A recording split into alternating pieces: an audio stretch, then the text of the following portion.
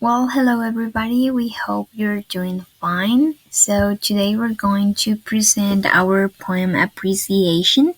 In this case, we chose two different poems by Alfred Lord Tennyson. Alfred Lord Tennyson. And okay, let's begin. Alfred Tennyson, most known as the first Baron Tennyson, was born on August the 6th of 1809 and he died on October the 6th of 1892. He was an English poet and playwright belonging to the post-Romanticism movement, and most of his works were inspired by mythological and medieval themes. It was characterized by his musicality and the psychological depth of his works. It's worth mentioning that he made like some attempts in order to write theatrical dramas, but it wasn't successful because it seems that the poetry was the best word that he used to write. Um, he was from the loyalty because he was a descendant of King Edward III of England, and the family was rich. However, despite this family was dysfunctional because it was surrounded by madness, alcoholism, and melancholy. This brings that Tennyson grew up with a difficult childhood, and he wanted to just grow up and convert into an adult so that way he could be like free. Well, the first poem it's called Cradle Song, and it goes like this. What does little birdie say in her nest at peep of day?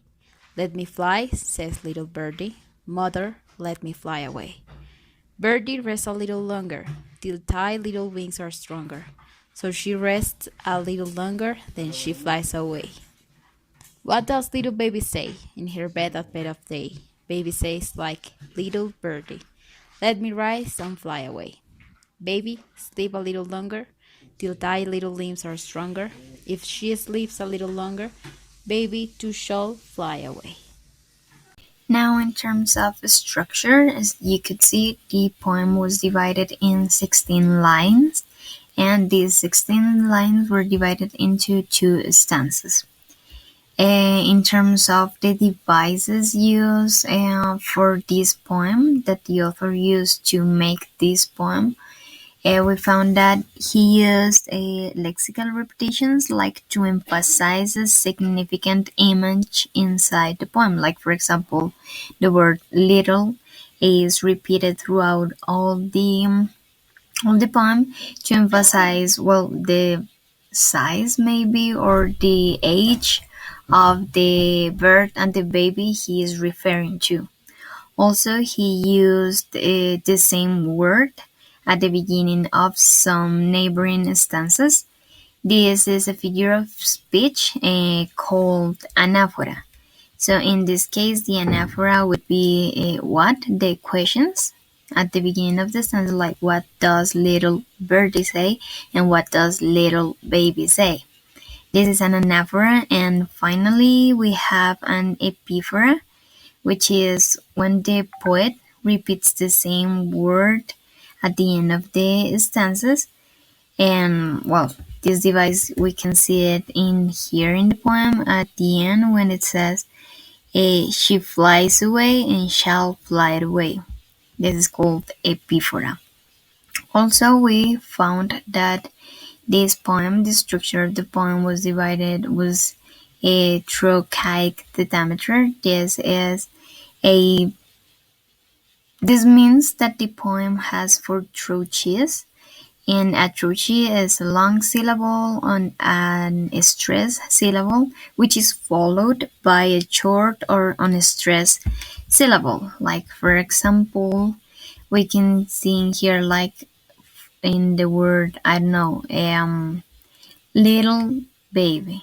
So little is more emphasized than baby is more stressed.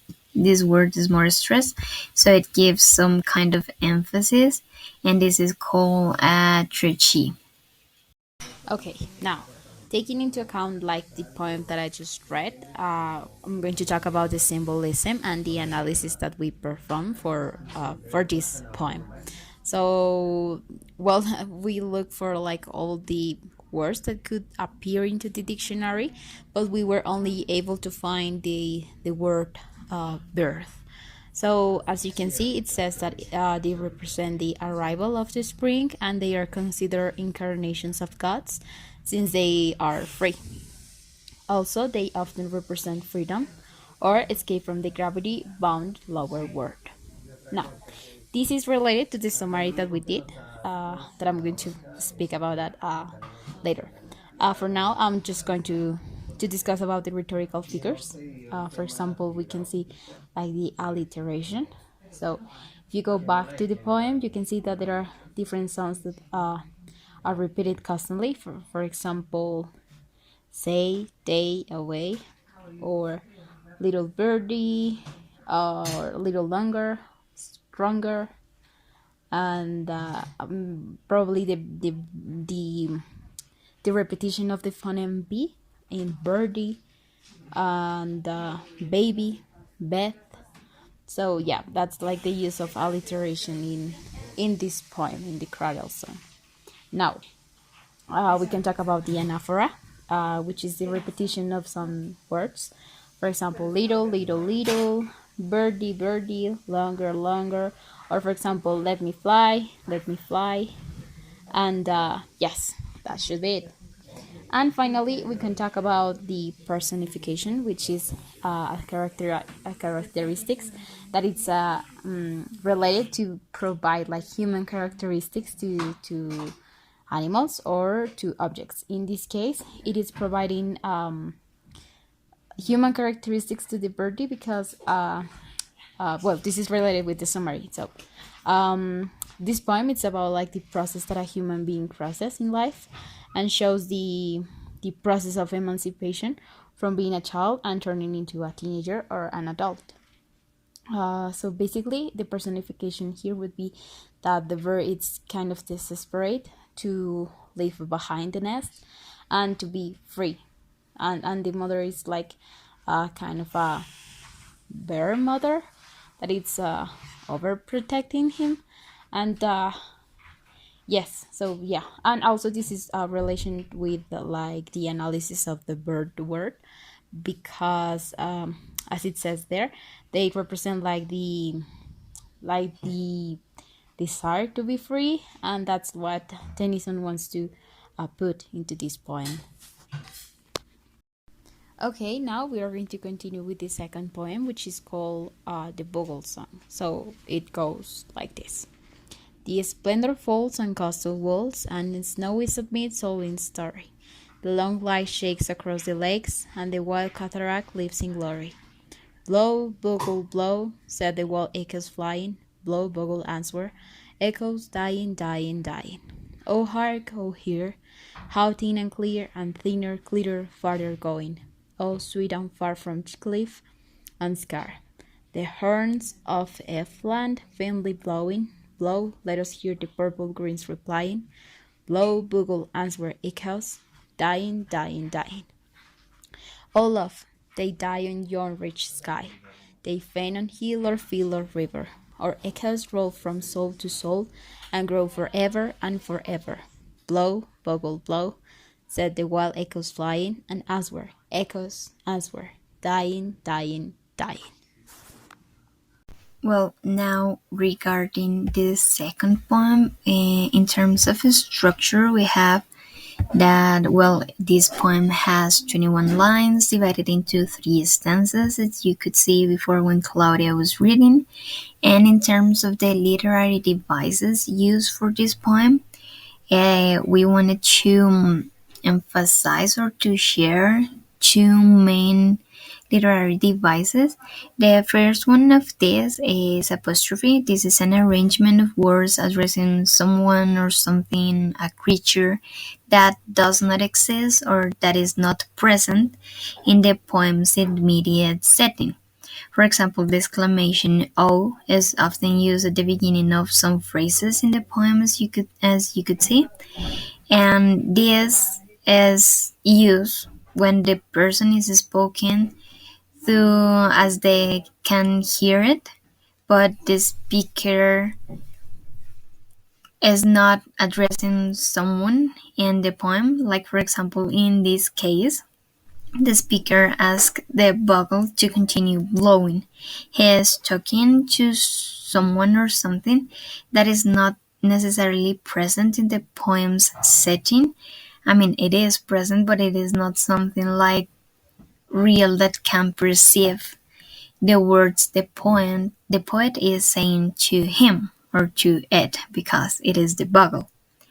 And secondly, we have alliteration. This alliteration occurs, as we all know, when the words are used in succession, or they appear together, or they start or have the same sound. This is the repetition of certain sounds throughout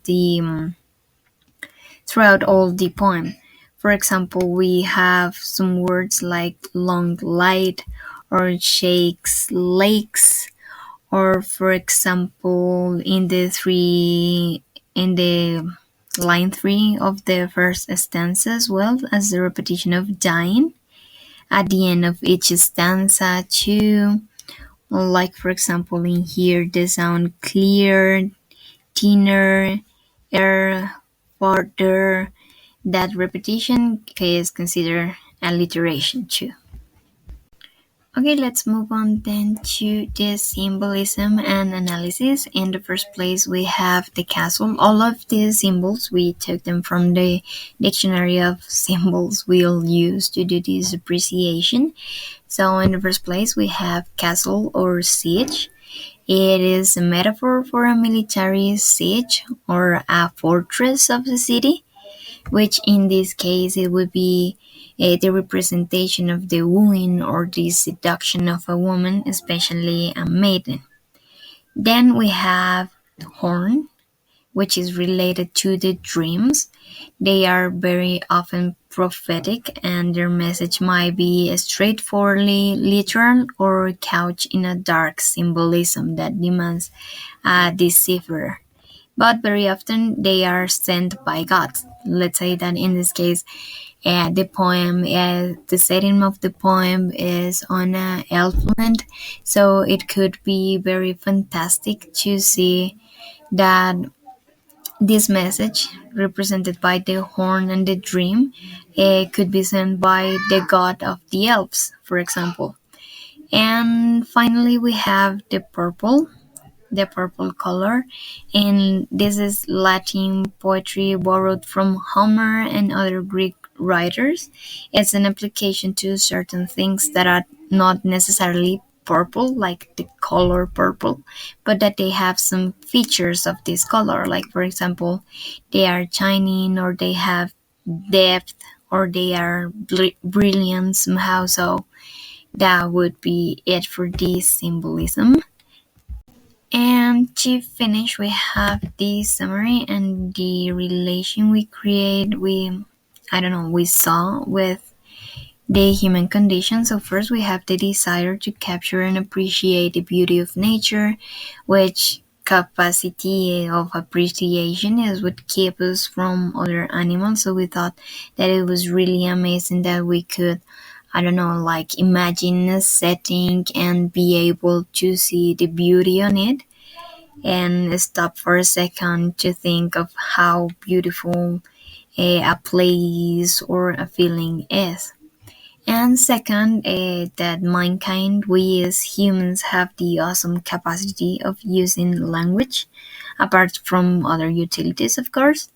But this specific use of language has opened for us a world of shared emotions and images given by the written word. Like, for example, in this case, this poem could transmit and could help us to imagine and create some images and to feel some emotion just by reading the words Alfred wrote a long time ago.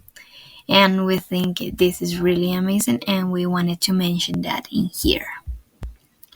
And yep, that would be it for the presentation today. Thank you so much. If maybe you have any questions or doubts, you can contact us or write to us, and we will be happy to answer whatever question you have. So yeah, thank you.